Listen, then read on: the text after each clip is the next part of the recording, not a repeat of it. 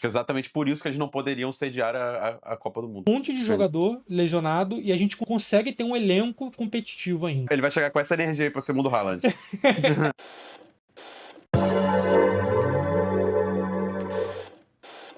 Fala, tudólogos e tudólogas. Dessa vez a gente vai falar um pouco sobre como é que a Copa tá indo até agora. Fase de grupos, 16 avos. A gente acabou de assistir o jogo de Senegal e Bélgica, né? Foi um jogaço. Exemplifica um pouco como é que a Copa tem sido até agora. E Copa do Mundo é isso aí, né, cara? É a primeira Copa que você acompanha mais, Moras?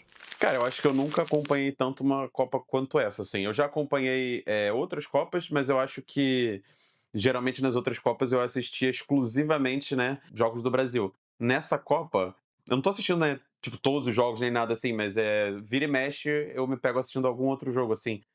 Então eu vi esse agora do Senegal, também tinha visto o jogo da Inglaterra contra o Congo, República Democrática do Congo, então assim, eu tô acompanhando um pouco mais, assim, do que outras Copas, assim. Essa Copa a gente falou um pouco no primeiro vídeo sobre Copa, né? Recomendo vocês assistirem antes desse. Essa é a maior Copa de todos os tempos. Só na fase de grupos foram 72 jogos. Lembrando que nas últimas Copas, somando mata-mata e tudo, são 64 jogos, mais times. Eu tenho achado isso muito legal, assim, faz com que a gente possa assistir algumas seleções, como foi o caso de Cabo Verde, né? Uhum. Que empatou os 3 jogos, inclusive empatando o primeiro contra a Espanha, criando todo aquele personagem que todo mundo já conhece, que foi o Vozinha, que foi o goleiro, que agarrou bem esse primeiro jogo, não levou nenhum gol da Espanha, que era uma das seleções favoritas. Agora a Cabo Verde pega a Argentina, eu imagino que vai levar uma sapatada, uns 5-6-0, mas valeu Cabo Verde. Espero estar errado, né? Torço para que eu esteja errado. Tiveram 3 seleções nessa fase de grupos que fizeram 100% de aproveitamento, que foi México, França e Argentina. Falando um pouco agora de Brasil, o que você tem achado do Brasil até agora? Cara, então, eu acho que no início da fase de grupos ele realmente não estava muito bem, né? Aquele jogo com o Marrocos, em particular, os primeiros 20 minutos do jogo foram desastrosos, mas o jogo em si, no geral, não foi muito bom. Eu senti que o Brasil, a gente foi vendo uma evolução muito forte dele ao longo da fase de grupos. Tudo bem que, assim, tanto o Haiti quanto a Escócia não são seleções tão fortes quanto a do Marrocos, mas mesmo assim, dava pra ver que o time estava jogando mais coletivamente, de forma mais estruturada. Então, eu acho que você via gols acontecendo, inclusive, que vinham de um jogo coletivo. Enquanto que eu acho que, por exemplo, no Marrocos, inclusive, além de todos os problemas da gente não estar tendo domínio da bola direito, enfim, do jogo estar bagunçado no campo, o único gol que a gente teve, que foi o do Vinícius Júnior lá, foi justamente aquele gol do milagre, assim, né? Um gol 100% habilidade individual e tal. A gente começou a entrar no caminho certo nos jogos seguintes. E o jogo contra o Japão, né? Foi extremamente tenso, né? Aquele primeiro tempo foi desesperador. Mesmo quando o Japão fez o gol, a gente teoricamente estava mais no controle do jogo. Assim, a gente estava com muito mais posse de bola, né? Só que a gente deu um mole ali e eles meteram contra-ataque, né? Mas enfim, acho que o Brasil tá encaminhado. Assim. O Haaland, só pra falar isso aqui, não sei se você viu isso também, que ele deu uma entrevista, né? Eu acho que foi pra Casa TV, sei lá. E aí perguntaram pra ele se ele acha quais são as chances assim contra o Brasil, e ele falou poucas, né? Não sei se é falsa modéstia ou o que que é, mas enfim, acho que até ele tá botando o Brasil como favorito aí nessa disputa. É uma forminha, é uma zica reversa, né? É uma forma dele tirar um pouco a pressão da Noruega, deixar o Brasil como favorito, mas a gente não pode cair nesse jogo, não. Eu acho que é falsa modéstia mesmo, ele acha que ele pode ganhar. Eu particularmente acho que o jogo contra o Japão talvez seja mais. Me causava mais medo do que o jogo contra a Noruega. Assim. O problema da Noruega é que, apesar de ser uma equipe menos organizada que o Japão, ela tem o fator Haaland, né? O Haaland pode estar inspirado e meter 2 gols na gente, 3 gols na gente, enfim. Mas a gente tem o Gabriel Magalhães, a gente tem o Marquinhos, a gente tem gente pra marcar o Haaland, eu confio muito neles, eu sou muito, muito fã. Mas eu acho que vai dar a gente, eu acho que a gente vai passar com certa tranquilidade. Assim, em relação a essa coisa do que você bate muito na tecla, assim, que eu entendo muito bem, essa questão do jogo estruturado e não depender da individualidade das pessoas, ter essa questão individual eu acho ela muito importante, assim, eu acho que é uma característica brasileira e eu acho que é uma ferramenta que a gente pode utilizar. Inclusive contra o Japão, se sai aquele gol do Vini Júnior, que ia ser tipo o gol da Copa, Uhum. né? Aquele gol que Sim, ele dá uma caneta, ele já domina dando uma caneta, chega lá na área, assim, sim, por pouquinho ele não consegue fazer o gol. Ia ser um gol extremamente individual sim. dele. É importante a gente não depender só disso, mas é importante a gente ter isso, sabe? Exatamente. Eu acho que é uma ferramenta fundamental, eu acho que é a cara do futebol brasileiro. e eu acho que a gente tem que ter isso, mas eu acho que não pode ser a nossa única ferramenta. E a gente não pode jogar canalizando o jogo todo para essa única ferramenta. Mas eu acho que ela tem que estar lá, entendeu? E antes da gente ir para outro tópico, para a gente terminar esse Brasil e Japão, é importante a gente falar sobre uma coisa que é a moral que o Ancelotti ganhou com a torcida brasileira, né? Porque havia muito uma desconfiança da torcida, principalmente a galera que é menos engajada com futebol, do tipo assim, tem que colocar o Endrick, tem que colocar não sei quem, ai, sei lá quem não pode jogar. E aí ele vai lá, faz substituições que a torcida brasileira não esperava, tipo colocar o Martinelli e o Martinelli fazer o gol da classificação. Então eu acho que o Ancelotti ele ganha uma moral absurda. Eu acho que a gente tem que confiar nele, porque com certeza ele entende muito mais de futebol do que qualquer torcedor brasileiro médio. Não, e também E por não ter tirado o Casemiro também, que todo mundo tava pedindo pra tirar o Casemiro, ele não tirou e o Casemiro fez o gol também. Então também teve isso, porque tava todo mundo querendo que tirasse o Casemiro. exatamente. Então eu acho que tem que ter uma confiança no Ancelotti. Acho que ele mostrou que ele é fodão mesmo, que ele dá um jeito de classificar, assim como ele fazia no Real Madrid. Não, e o Vini Júnior também deu uma entrevista falando sobre ele, né? Tipo assim, porque o Vini, além de tudo isso que a gente tá falando, da coisa do Casemiro e do Martinelli, o Vini deu entrevista e falou assim: o Ancelotti tem me colocado pra jogar em posições que eu não estou acostumado a jogar, que não são as minhas posições, digamos, favoritas, mas ele me bota nessas posições e eu marco o gol. Então eu acho que ele realmente entende muito do jogo e tal. Então eu acho que ele realmente, assim, ganhou uma moral, acho que ele tem compreensões que às vezes a gente pode não estar vendo ali. Mas agora, eu tenho duas questões, assim, duas perguntas pra você. O Japão era uma equipe forte, assim, como time mesmo, inclusive aquela defesa deles ali era muito forte, né? Você acha que o time da Noruega, como equipe, é uma equipe forte ou é tipo aquela vibe meio Haaland de colegas? Queria saber isso primeiro, o que você acha? Eu acho que é mais Haaland de colegas do que propriamente uma equipe forte. Eu acho que o Japão era uma equipe mais forte do que a Noruega. Com certeza o Japão era uma equipe muito mais organizada. E a Noruega, eu acho que ela tem o fator Haaland é o grande diferencial da Noruega, assim. E tem uma coisa que a gente não trouxe pra cá, mas que seria interessante comentar, que eu não sei se você viu, que o Gabriel Magalhães ele tem uma treta com o Haaland lá na Premier League. Tá sabendo disso? Sim, sim, ele já, É, ele já, ele já já jogaram, eles já jogaram contra. O Gabriel Magalhães já rasgou a camisa do Haaland. Tem toda uma treta. teve uma que o Haaland tá com a bola na cabeça dele, foi, pegou a bola assim do gol e tacou na cabeça dele. Então tem uma história aí. Cara, tem e eu confio muito no Gabriel Magalhães, assim, ele é muito foda, inclusive o gol do Brasil sai de um cruzamento dele, né? Se não me engano é ele Uhum, que cruza pro Casimiro. Ele é um zagueiro, porra, fodaralhaço, é um zagueiro de final de Premier League, assim como o Marquinhos. Ele ficou muito marcado porque na final da Premier League, não, desculpa, da Champions League, na final da Champions League ele perde um pênalti, né? O Marquinhos vai uhum, até consolar ele, falar que a gente tem, nossa, nós temos coisas muito maiores para viver junto, que ele tá falando da Copa do Mundo, né, obviamente. uhum. E, cara, eu confio muito no Gabriel Magalhães, assim, é um zagueiraço, e eu acho que ele, assim, ele vai, se não anular o Haaland, ele com certeza vai dificultar muito o jogo do Haaland. E eu tô ansioso pra ver, mano, essa treta, inclusive, junto com esse vídeo do Gabriel Magalhães com o Haaland que rolou, esses cortes na internet, rolou também um do Gabriel Magalhães. Nós não recomendamos isso, mas é muito interessante de se colocar, que é ele reagindo a um assalto. Eu não sei se você já viu esse vídeo, mas ele morava em Londres, e aí dois caras vão assaltar ele com um taco de beisebol. E, mano, ele sai na porrada com os dois assaltantes. Ele bota os assaltantes pra correr. E é isso, assim. Isso é Gabriel Magalhães, tá ligado? Ele vai chegar com essa energia aí pra cima do Haaland.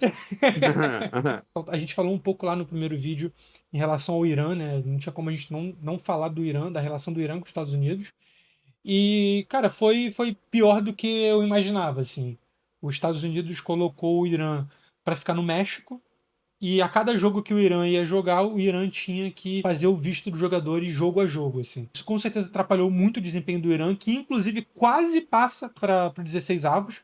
Tá? O Irã foi a última equipe ali, estava disputando a última vaga do oitavo terceiro lugar e quase passou, assim, por muito pouco, mesmo com todas essas questões, assim. Eu acho que a gente sempre tem que deixar claro o quanto isso é um absurdo, o quanto é um absurdo essa Copa estar sendo sediada nos Estados Unidos, o quanto a gente acha isso assim asqueroso, né? Um país em guerra, um país porra, que tem problema com a imigração, que é tudo que a gente não queria que a Copa do Mundo fosse, né? Que é óbvio que a FIFA também tá de acordo com tudo isso, né? E também tem que ser criticado. Cara, tiveram outras questões também. Teve um árbitro que foi o melhor árbitro africano ele estava cotado para ser árbitro da Copa do Mundo, ele foi barrado, o visto dele foi barrado, ele não conseguiu entrar. Era um árbitro da Somália, eu acho que é Omar Artan, alguma coisa assim. Ele foi barrado, ele não teve o visto aprovado, assim, o melhor árbitro africano, tipo, depois ele foi recebido lá no país dele, com muita festa e tal, mas assim, cara, é muito triste isso, assim. É muito, muito, muito triste. É muito triste mesmo. Mas, assim, é exatamente o tipo de postura que você espera de um Estados Unidos sediado, né, pelo Donald Trump, né? Governado pelo Donald Trump. Acho que é exatamente por isso que eles não poderiam sediar a Copa do Mundo, né? Enfim. Ah, e tem um outro ponto que é importante a gente falar que aconteceu também, que é em relação a uma seleção que estava no nosso grupo, que era o Haiti. O Haiti, ele fez a sua camisa e ele colocou junto com a estética da camisa, uma alusão à Batalha de Vertier. Foi o fundamental ali para a independência do Haiti em relação à França. E o Haiti, enfim, batalhou, ganhou das tropas do Napoleão e conseguiu a sua independência. E a FIFA barrou isso. A FIFA não deixou o Haiti colocar uma alusão à Batalha de Vertier na sua própria camisa, e o Haiti teve que trocar de camisa, fazer toda uma remodelação da sua camisa. É mais uma coisa assim, mais uma, mais uma pataquada da FIFA. Cara, deixa eu te perguntar, com relação ao Neymar, eu acho que é um grande tópico aí, né? Ele só teve a oportunidade de jogar bem pouquinho, né? Ele tava pra entrar nesse último jogo agora contra o Japão. A lógica é que eu imagino que o Ancelotti devia estar prevendo uma possível prorrogação, né? Que era o mais esperado, porque o gol do Martinelli foi milagroso ali no finalzinho do finalzinho. Especificamente, quais são suas expectativas sobre Neymar pro próximo jogo? Você acha que ele entra? Se ele entra no primeiro tempo, no segundo tempo, você acha que ele vai jogar bem, não vai? Você acha que ele é importante para a seleção? Porque, por exemplo, eu estava fazendo uma reflexão que é o seguinte: nesse jogo contra o Japão, quando um dos maiores problemas ali era, tipo, penetrar as defesas, né, deles. Então, tipo, toda hora que a gente chegava no lado do Ou campo entre deles era só linhas, né? bola. Isso, era só bola pro lado, bola pro lado, bola pro lado, e parecia que a gente nunca conseguia encontrar uma forma de penetrar as defesas. E eu estava refletindo sobre uma coisa, assim, pensando nos, tipo, todos os jogos da Copa até aqui, em que eu não sei, mas se foram todos ou se foram 90%, mas tipo, todos ou 90% dos gols foram com participação de tipo dois jogadores, né, que é o Vini ou o Bruno Guimarães. Tipo, ou foi gol do Vini, ou teve assistência do Vini, ou teve assistência do Bruno Guimarães. E aí, eu tava pensando, será que, por exemplo, o Neymar não poderia ser fundamental, não necessariamente de ser meio Ronaldinho Gaúcho, de driblar quatro e fazer o gol nessa fase de carreira dele, mas talvez de ser mais um para produzir assistências poderosas, por exemplo? De talvez não depender só do Vini Júnior e do Bruno Guimarães para fazer assistências, né, mesmo, para ter uma outra. Que eu acho que ele é bom nisso, né, também, não só em finalizar propriamente. E eu acho que sim, eu acho que o Neymar é importante, eu acho que o Neymar pode ser esse jogador que vai quebrar as linhas, mas a gente tem que entender como é que o Ancelotti vê o Neymar dentro da seleção. Porque eu acho que o Ancelotti ele vê o Neymar como um falso 9. Eu acho que Uhum, ele não vê o Neymar como um meia. Né? Porque agora com o Paquetá se machucando, o Paquetá se machucou no Japão, o Paquetá não volta para a Copa provavelmente. Né? O uhum. Paquetá, que é mais uma perda gigantesca, né? E eu acho que isso mostra muito o Sim, quanto a seleção brasileira ela é foda, porque a gente teve lesão pra caralho, a gente teve lesão em muita. cima de lesão desde a época da convocação e todos Uhum, os possíveis titulares, né? Assim, cara, porra, Wesley, Rafinha, Estevão, Rodrigo, um monte de sim. jogador lesionado e a gente consegue ter um elenco competitivo ainda, né? Eu acho que o Neymar seria um substituto perfeito pro Paquetá Uhum. se o Neymar tivesse em condições. Se o Neymar tivesse, sei lá, 2 anos atrás em condições boas fisicamente. Mas o Ancelotti não vê o Neymar como esse meia. Ele não vê como esse cara para jogar como articulador. Eu acho que ele vê mais o Neymar como um falso 9 jogando um pouco mais à frente. Então a resposta é não sei. Não sei porque eu não sei como o Ancelotti quer jogar. A gente não sabe mais porque o Ancelotti durante os amistosos ele pensava muito nesse 4-2-4, né, que são dois pontas na frente e dois caras mais centralizados ali revezando quem joga um pouco mais à frente, quem joga um pouco mais atrás. Ao longo da Copa foi para um 4-3-3. Depois, aí contra o Japão, começou 4-3-3, depois virou um 4-2-4. A gente não sabe como ele vai jogar e eu realmente não sei. Eu não sei responder essa pergunta, mas com certeza o Neymar é um jogador útil ainda para o Brasil. É um craque de bola. A gente não pode confundir um pouco as coisas do que a gente acha ele como ser humano e como jogador. E ele é Justo, esse cara. Eu perfeito. acho que ele é esse cara que ele pode entrar nos 60, 70 minutos ali e decidir um jogo. Assim. Ele é esse cara com certeza para mim. Mas você acha que no estado atual de carreira dele, ele teria condição de, tipo, fazer aquele gol, assim, sei lá, dribla 2, dribla 3 e mete um gol? Você acha que ele tem condição de meter um gol desse na habilidade individual hoje? Você acha que ele tem essa condição? Com certeza não dando uma arrancada igual o Vini Júnior dá, mas talvez ali Sim. dentro da área, eu acho que é por isso que o Ancelotti vê ele como esse cara jogando mais próximo da área e menos como esse articulador um pouco mais recuado. Acho que sim, cara. Acho que dentro da área ele pode dar um drible ali, dar um drible de corpo em um, depois canetar um outro e finalizar, ou dar um Uhum. drible em um e dar um bom passe ali para alguém chegar numa boa condição finalizando. Acho que o Neymar é o maior craque da nossa geração e ele pode com certeza conseguir alguma coisa assim. Repito, ele é um jogador extremamente útil, ele é um cara que não consegue jogar 90 minutos, não tem condição física para isso, Sim. mas pode entrar ali nos 60, 70 minutos no final do jogo e dar uma outra visão para o nosso time e conseguir uma bola decisiva. Mas é porque eu também acho, eu estava até, conversando isso com amigos, assim, que eu acho que a gente não precisa necessariamente que o Neymar seja o cara que vai carregar a Copa. Eu acho que a gente precisa que ele entre em jogador e seja um excelente jogador, assim, seja um jogador muito bom, um jogador útil, assim. Eu acho que não precisa necessariamente que ele entre para carregar. Inclusive, a gente pode até ter essa conversa que eu acho, tudo que, assim, sempre se esperou do Neymar em Copas do Mundo, eu acho que é próximo do que o Vini tá entregando nessa Copa, assim.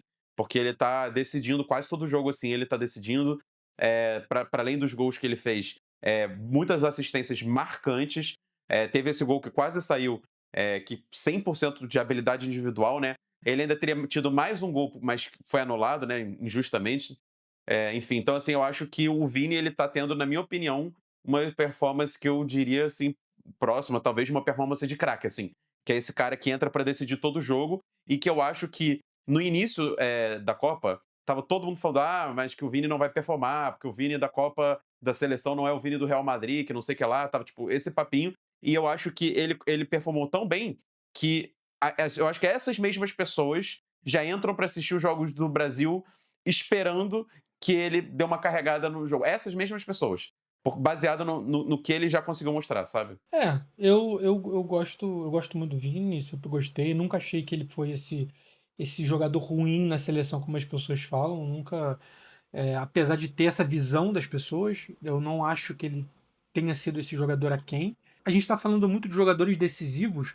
A gente falou Uhum. um pouquinho do Bruno Guimarães. O Bruno Guimarães, para mim, hoje ele é o jogador mais decisivo junto do Vini da seleção brasileira. Assim, o Bruno Guimarães ele é Do Alisson, que também tá jogando muito bem. Mas sim, eu e botaria esses três lá em cima.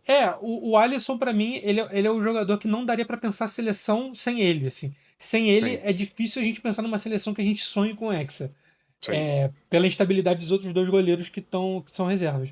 Uhum. Mas o Bruno Guimarães, ele tá fazendo uma Copa espetacular, assim, a nota 10 assim, a Copa do Bruno Guimarães. E o que você tem achado do Matheus Cunha também? Cara, eu gosto muito do Matheus Cunha, assim. O Matheus Cunha ele fez uma pré-copa muito boa, ele foi ganhando essa posição dele, ele virou um jogador intocável até o primeiro jogo, que o Igor Thiago vem como titular. Inclusive, falando sobre o Igor Thiago, eu acho que o Igor Thiago ele foi pro final da fila legal, assim. Eu tava olhando assim, a lista completa dos jogadores e tal, e aí eu fui pesquisando um a um e tal. E aí o Igor Thiago, na última temporada da Premier League, ele ficou como o segundo maior artilheiro de toda a liga ali, só atrás do Haaland, inclusive. E aí eu queria entender esse fenômeno que não é recente, porque isso inclusive é um fenômeno de outras Copas, em que a gente tem jogadores brasileiros que entram para convocação da seleção com essa fama de, tipo, eles estão arrebentando no futebol europeu, e aí são os maiores artilheiros do futebol europeu, e aí quando vem pra seleção, jogam nada. É tipo Chongas, entendeu? De onde surge isso? Porque eu sinto que vários dos jogadores europeus que são, tipo, que são astros do futebol europeu performam na seleção. Tipo, o Haaland, sei lá, o Harry Kane. Eles são, tipo, grandes jogadores lá e performam na seleção. Aí por que o Igor Thiago é, tipo, craque lá e aqui não performa nada? Por que isso? Tá, vamos lá. Tem vários fatores para isso acontecer. Assim. Primeiro que tem um Hum, fator que acontece muito, que é o que acontece com o próprio Matheus Cunha, inclusive, que são jogadores que a gente não conhece, jogadores brasileiros que a gente não conhece porque não atuam muito no futebol brasileiro. Vão muito uhum, cedo lá para fora, que é o caso do Matheus Cunha. Então, eu acho que o Igor Thiago ele cai um pouco nisso também. Assim, a gente não viu ele arrebentando num Flamengo, num Palmeiras aqui, e a gente não tem muita noção do que ele é. E aí quando a gente vê assim, a gente fala, caralho, o Igor Thiago nem sabia quem é vice-artilheiro da Premier League. Primeiro, esse ponto uhum, assim que eu acho importante. Segundo, que existe uma diferença do jogador ser um craque de bola, de ser um jogadoraço absurdo, e ele ser uhum, um jogador que fez uma boa temporada, que foi o caso do Igor Thiago. O Igor Thiago ele fez uma boa temporada. Ele foi vice-artilheiro. Inclusive, eu estava vendo ontem os gols do Igor Thiago na Premier League, vi todos. uhum, Cara, se eu não me engano, assim, metade é gol de pênalti e mais uns hum, outros ali são uma cagada fenomenal que bate nele e entra. Mas é isso, 9 é isso. Ele é um puta 9 assim, ele é um 9 espetacular. Ele é um cara que sabe se colocar na bola, se jogar na bola, se posicionar bem. E eu acho que é muito cedo, é porque a Copa do Mundo ela é muito. Ela não é justa, porque é difícil a gente falar que o Igor Thiago não tá jogando nada, sendo que ele teve um jogo em que ele jogou, sei lá, meio tempo e tal. Aquele primeiro jogo ali contra o Marrocos, que ele perdeu um gol ali que dava pra ele fazer, eu acho. Teve uma bola ali que ele cabeceou mal e tal, que dava pra ele ter feito gol. É difícil falar que ele jogou muito mal, que ele é muito ruim na seleção brasileira, sendo que ele mal teve jogos pela seleção, sabe? Cara, mas até pro Então, Ancelotti deve ter batido errado, né, porque ele foi um dos primeiros a ser selecionado para entrar lá e aí depois nunca mais entrou, então assim, para o Ancelotti já deve ter batido muito errado também. é porque é isso, porque a Copa do Mundo ela é isso, assim, ela é de momento. Por exemplo, o Endrick, a gente não sabia por que que o Endrick não entrava, não sei o que, o Endrick tem que colocar. Uhum. E aí? O que que o Endrick fez? O Endrick teve mais minutagem que o Thiago, e aí? O que que o Endrick fez? Será que o Ancelotti sabia menos do que a torcida brasileira? Eu acho que é mais uma moral, inclusive, que ele ganha, de por que que o Endrick não estava entrando. Mas, de novo, o Uhum. Endrick é um cara que pode entrar e fazer um gol e decidir. O Igor Thiago também. Acho que cabe, cara, cabe o Ancelotti decidir o momento deles entrarem, se eles vão entrar. E, inclusive, falando sobre toda essa questão, assim, não tem como não falar do Ryan, assim, que eu acompanho desde a base do Vasco, que eu sou apaixonado pelo Ryan, queria da barreira do Vasco e, porra, que fazendo uma Copa fenomenal, assim. Caiu uma bucha no colo dele, que foi, porra, ele tava no final da fila, do nada ele vira titular, e eu acho, porra, o Uhum. moleque, se eu não me engano, ele é o segundo brasileiro mais jovem a atuar numa fase de grupos da seleção brasileira, né, só perdendo pro Pelé, eu acho, para um outro jogador, e, cara, ele tá representando, não tá sentindo a camisa, é um cara que recompõe muito bem, que marca muito, que ataca bem, muito útil para a seleção brasileira. Sim. Não, eu tenho gostado do Ré também, é um jogador muito vertical, assim, né? Ele é bem pra cima, assim. Mas ele é, de fato, assim, como você falou, essa coisa também. É porque a gente teve muito problema com lesão, né, cara? Assim, impressionante. Então, assim. Eu perguntei para os moleques, eu perguntei para o Joãozinho e para o Casé, que são amigos que estão mais ali no dia a dia do futebol, perguntando para eles se é normal isso nas seleções da Copa, essa quantidade de lesão, ou se foi só com a seleção brasileira. Eles me falaram que é normal, todas as seleções têm problema com lesão, mas o Brasil ele tá um pouco acima dessas seleções, assim.